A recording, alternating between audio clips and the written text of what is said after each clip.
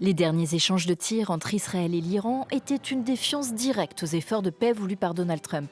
Déclaration sur son réseau Truth Social, appel avec ses homologues, le président américain a donc décidé de jouer les médiateurs. Les hostilités sont à présent suspendues.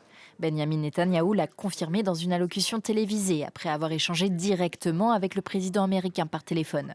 Mais la menace persiste.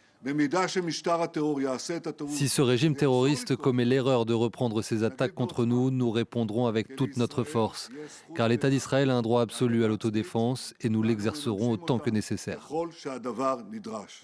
Un peu plus tôt, l'Iran aussi a confirmé l'arrêt des frappes, tout en conservant ce même ton menaçant.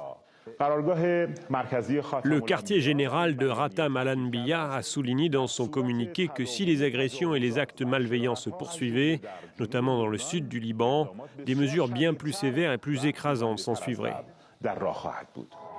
Il n'y avait pas eu d'attaque directe entre les deux pays depuis la trêve du 8 avril. Israël a frappé dimanche des systèmes de défense et une usine pétrochimique dans le sud-ouest de l'Iran pour riposter à une trentaine de missiles lancés depuis le territoire iranien. L'Iran, de son côté, justifie ces frappes comme une réponse aux attaques israéliennes contre son allié, le Hezbollah, dans la banlieue sud de Beyrouth. Ce lundi, si Israël a arrêté de tirer sur Téhéran, le pays a indiqué que son armée continuerait de viser le Hezbollah pro-iranien au sud Liban. Tel Aviv a notamment frappé la ville de Tyr. Quant aux négociations de paix, le médiateur officiel, le Pakistan, a insisté sur le fait qu'un accord était sur le point d'être conclu. Il a appelé toutes les parties à la retenue.